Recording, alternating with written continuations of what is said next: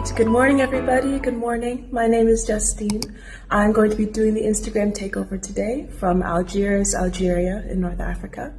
I've been living here for about 3 months now, almost. I got here September 28th, and we're just going to go through a day working here, living here. I mostly teach corporate English, business English, but I also do conversation classes, privates, online and in person here at the American Institute in Algeria, but also online with some different companies. So we can go through all of that. I'll take you guys with me everywhere. Right now I've got to answer some emails, and then I think we're going to walk to the Institute today so that I can show you guys what it looks like walking around Algiers, Algeria. For those who know, I'm in the Hydra district as well, so mostly Hydra, Barakhoun kind of area. Before we leave, I'll just do a quick apartment tour. We've got a 2-bedroom, 2-bathroom in the Hydra district of Algiers. This is my bedroom here, which is very scarcely decorated right now, but nice walk-in closet. I don't have a roommate, so right now I just use the 2nd bedroom as a guest room. I might have a roommate in the future, so when she comes, this will be her room. Then we've got the living room, beautiful high ceiling, all of my crochet stuff just taking over the table. There's a balcony over here that's very big and wonderful, but the door that leads to it has gotten jammed this morning, which is unfortunate. So hopefully by the time we get home, that will be fixed. There's another balcony here. There's another one in the other room. Lots of balconies. This is my workstation. I moved my laptop because we're going to go. And the kitchen over here. I'll explain more about budgeting later, but just to let you guys know a little bit more about me and how I do things, this is my budgeting system. These little crochet shells that I made. Basically, we've got fun stuff to do, food, and rides to get around, and then extra money that is left over from those times. In Algeria, cash really is king. I have not used my card for anything the entire time I've been here. It's all been cash, and having a lot of change is a very good idea because the drivers, which in here are called Hich and Yasir, this kind of like the Uber service, they, at least with me, they never seem to have change, and so I've got to have the change, yes. But again, this is my budgeting system. And this is my wallet, which got run over by a car the other day, so I need to replace it. Yeah, that's just a little bit about me. Okay, let's go to school. Okay, here we go. So walking to school, it's about a 15-minute walk, but I've discovered a couple of shortcuts that break it down to more like I want to say 45-minute walk, maybe 40-minute walk, depending on how fast I go. There's a couple of shortcuts that I discovered by going through holes in fences and through parks and little things like that. I live right near some schools, so lots of kids around all the time. I'm surprised there's no cats today. You're going to see later, hopefully, but there's usually cats absolutely everywhere in Algiers. You're going to see in a minute as well that where I live is just surrounded by embassies. Embassies absolutely everywhere, and so there's police absolutely everywhere, so I feel extremely safe. And that's very good too, when you're walking with the big expensive laptop. Okay, and now I'm basically near the school. This is a place called the Placette, Hydra Placette, and it's where all the buses come, all the taxis. There are at least 2 flower shops because there are lots of flower shops all over Algeria. Pastry shop, police station, everything.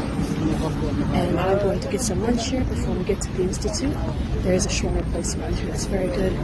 The thing is that with the crosswalks, we don't believe in crosswalks. We just kind of look at the cars and run, so I'm going to get off of Instagram just to do that. Okay, and yet another shortcut down a different walkway. And past this Berber mosque, which apparently I've been told is a bit unique in the area. There's not many Berber mosques around, so that's good. I'm doing my best not to film anybody in their face. A bit rude. Yes, so if I walk down this way, I'll get to my school. The shawarma that I bought was 465 dinar, which, to put in perspective, that's like I want to say $4 maybe. Somebody can do the conversion rate for me, I'll do it afterwards. But it's very cheap. It can be cheaper. This is the most expensive part of the most expensive city. So I could get a whole month's worth of groceries for that money if I went outside of Algiers. Or outside of Hydra, at least. But still, pretty good. Pretty good. All right, and we are here, the American Institute. This is the school that I've been working at for, I think, over 3 years now. I was an online teacher with them first, but, oh, the door just opened. Okay. Usually you gotta ring the doorbell and they look at you, but I guess he saw me coming. That's not creepy at all. It's locked in. Here we go. Everything's gated off, so we're in our own little world in here. And we'll go inside and see what we need to see. Oh, the door's opening here too. Hi. That was creepy. You just saw me coming, huh? Okay, so first off, we've got in here the cafe, which is attached to the American Institute, but not a part of the American Institute, I think. Raji, is that true? It's like attached, but it's not a part of the American Institute. It is attached on the part of it. Oh, okay, cool. It was originally for our community, for our students. Then we decided to make it more public. Okay, very nice. Nice. There are these symbols here that somebody else can explain to you better than I can. And lots of treats. And you can go out onto the terrace here if you want to eat outside. It's very beautiful.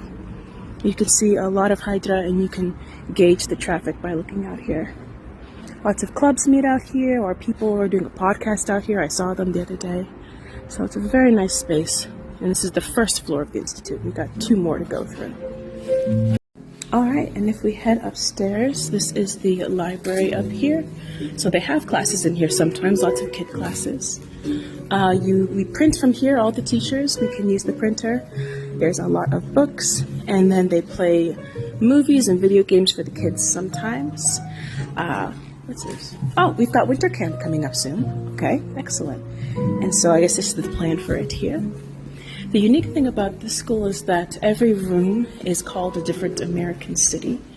So we can't go there now because there's a class in there. But this is the New York room over here. This is the Chicago room. Let's see if anybody's in here.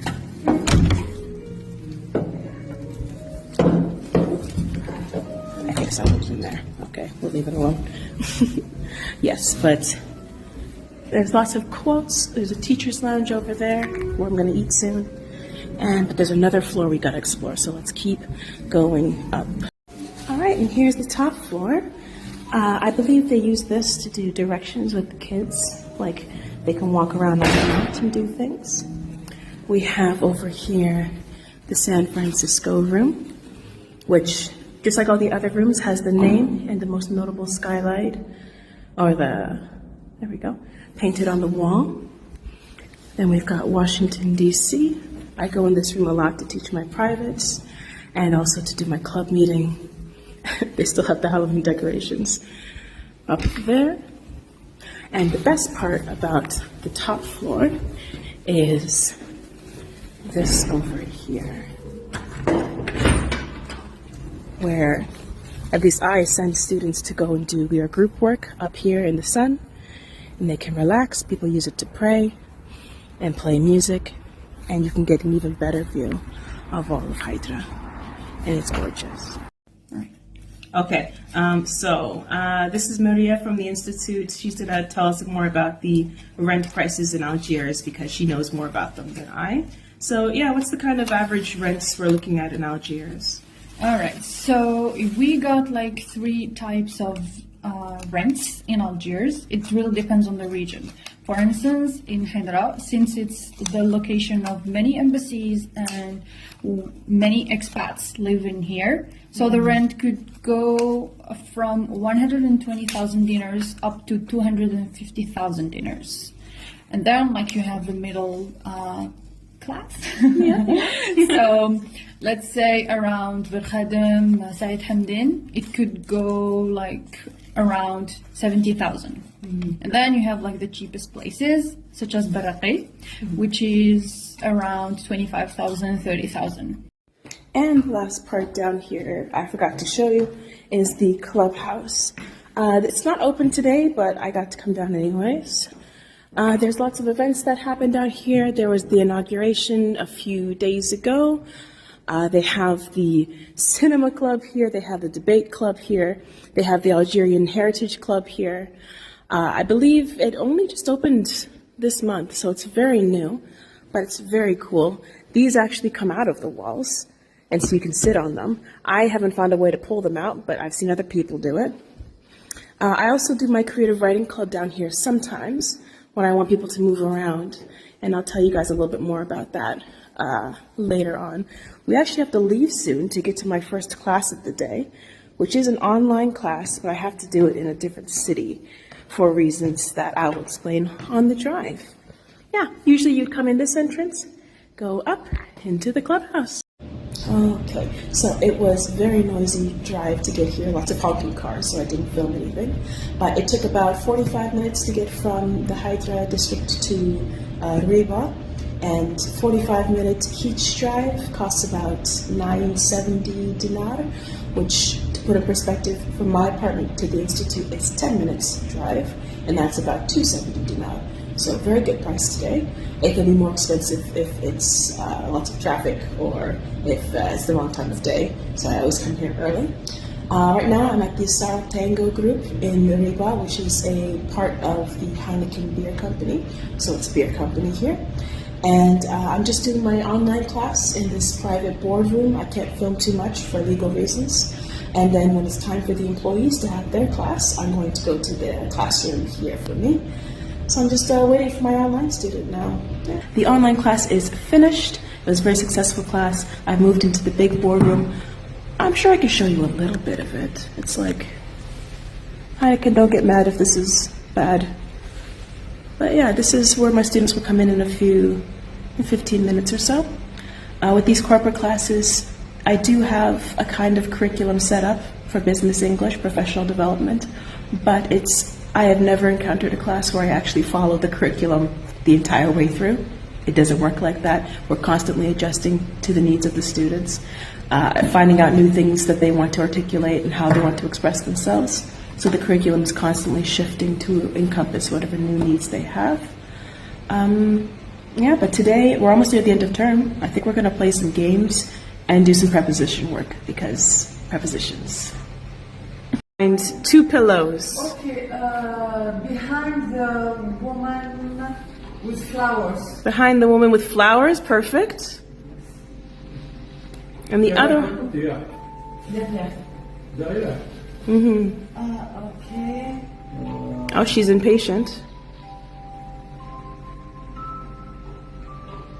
Ready.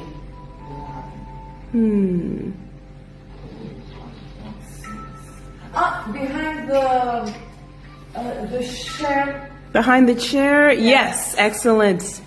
There we go. And what do we get? Key number 2. Excellent. Now we can go into the creepy room. Let's do it. Okay, the workday is officially over, even though I still have some things to do that I'll tell you about in a minute, but I'm going to answer some questions first, just in case. So why Algeria specifically?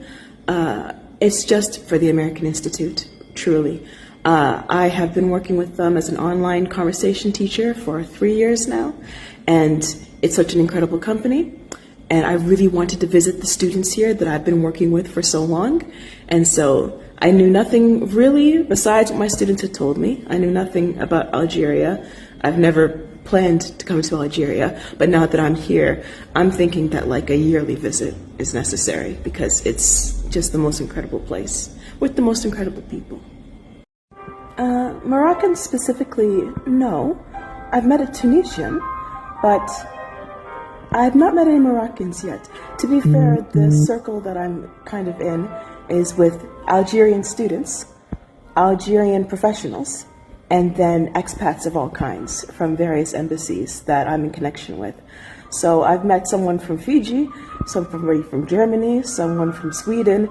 I'm kind of shocked I haven't met any Moroccans yet, but I anticipate that there will be plenty of them here. There seems to be, from what I understand, like a friendly rivalry between Algeria and Morocco.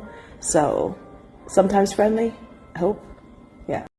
Okay, so this person asked 2 questions. How do I fund the job, and is it safe in Algiers? So I'll answer both of them in the same tag. For funding the job, I rely completely on the stipend that the school gives me every month, 80,000 dinar. Like I said, I can't use my card for anything here. It's all cash. And so I use that for all my groceries, all my shopping, all of my rides. If I want to do huge excursions, I'd need to go to an ATM and take some money out. But so far, the stipend has been more than enough for what I need as an individual. For safety, like I said, there's embassies everywhere in the city, especially in this area. The president's house is down the road. I can walk there. Not inside, but I could walk there. So there's police everywhere. People are very friendly and helpful. You look a little bit lost and they will help you. And so there's a little still catcalling and stupid people, but I feel very safe. Expanding off of the safety question for this, specifically for women, I don't feel significant danger in Algiers at all. I was actually told by some colleagues that it's a significant crime, serious crime, to harass women and that it could lead to jail time. And so if I ever feel like I'm being bothered or harassed, if I just even make it look like I'm going to call the police or hailing the police that are around us, that person will run. I've never had to use this, I've never experienced this, but this is what I've been told. For example, I was being catcalled near my apartment and it was bothering me, and the pizza guy across the road literally stopped every car to ask me, is this the one who's bothering you? Okay. Is this the one who's bothering you? So I would say that out of 100 people, maybe 1 is bothering me, and the other 99 are ready to fight him. So I think that safety is very good here for women, but of course, don't walk around in the dark anywhere. Predictable teaching schedule. Oh, you're funny. You're funny. Ha ha ha ha ha. No, not even a little bit. If we look at my schedule, one second. I'm going to break down everything that I do in a minute, but okay, so if we look at, this was the schedule this week, still going, of course, and then this was the schedule last week, and then this was the schedule the week before that. So it is constantly changing. There is some consistency, of course. The certain classes are always consistent because they're with the professionals, but when I have private students whose weekly needs are changing and who are booking me in the spaces that they can, it is definitely not consistently predictable. However, it is consistent workflow. I have built up enough of a clientele now that I don't have to worry about not having work ever anymore, which is a giant blessing for sure. But predictability, not yet at all. For how much I save weekly schedule and things, so there's 3 main sources of income to consider: American Institute, this group called PPT, and Preply. So with American Institute, the bulk of that income is my stipend, which covers absolutely every aspect of living here in Algiers. Then PPT, People, Places, Things. I'm working with them alongside Taurus Group in America in Portland, and they are providing free English lessons to Afghan refugees. And so they pay me $30 US an hour for those classes. And then the bulk of my income comes from Preply, where I charge 26 US an hour, and that makes the bulk of my income. In terms of savings, I am spending money on my car insurance back home and my phone bill back home and nothing else, because my stipend is covering absolutely everything here. So I'm in a very unique and amazing position to save. Yes, I would love to tell you more about the school. So, American Institute here in Algeria. It's the place that I showed you guys in my terrible vertical filming. Basically, they have classes for kids to seniors, completely new to English to basically fluent. They do certifications. They have camps for the kids and for adults, technically speaking. And it is a really great place to work. Most of the teachers are extremely talented Algerians, but they do have also a few native English teachers like myself and some others as well. And so it was the first company I ever worked for, and it's the longest company I've ever worked for, and I don't see myself stopping anytime soon. So their Instagram is here if you want to check them out. Of course, they're based only in Algiers, not anywhere else, but who knows? That could change in the future. It's a really great company to look into. I feel like I should also mention the work culture here in Algiers. From what I've understood, It seems like if there's work to be done, we're going to do it. But if the work's finished, let's relax together. So it's very common in between meetings at the Institute to just have people walking around playing guitar and drums, lots of impromptu concerts all over the place. The European Union group that I teach speak very casually and comfortably with each other, managers, employees, everyone. The Sarl Tango group, the Heineken division, keep throwing parties for their employees, so they're late for my class, but they bring me food, so I forgive them. The caveat is that you could be messaging people very late at night. I have some messages, and it's basically midnight, but I message them at midnight and 1 a.m. too. So I think that's not something I can complain about if I'm participating, and there's no expectation to always be online. It just seems like everybody here is always online, and I'm one of them. So, unfortunate in that way. All right, I'm going to have to let go of the Instagram live soon. Thank you so much for having me. One more piece of advice for anyone who's trying to teach abroad. I would encourage you guys to definitely join local groups, clubs, communities. Technically, the American Institute, again, I run a creative writing club where the goal is that at the end of my time here, the students that are involved will each have contributed at least 1 or 2 stories to an anthology book that we're going to have actually created into a book and published. So that's the main goal that I'm working towards here, along with teaching English at all of these places and developing my career. And having a club like that, it's an extra work, but it's helping me get to know people in the community outside of the classroom, and going to events and going to concerts and immersing myself in the culture as well as I can. And I think it's very important to help you feel comfortable with the place that you are. All right, but I've got to let go of the Instagram story now. So thank you so much for everybody who came to see my slightly chaotic day in Algiers, Algeria. I hope I've encouraged you to look into it a little bit, and encouraged you in general to go teach abroad. Absolutely would recommend. But the most important part is having a community you can rely on. If you need help, if you want to hang out, if you feel lonely, I don't think I could survive, even in a beautiful place like this, if I didn't have the community that I do at the school where I work. So, yeah, thank you so much for being here. And I'm going to not go to bed. I'm going to crochet more. But, yeah, good night.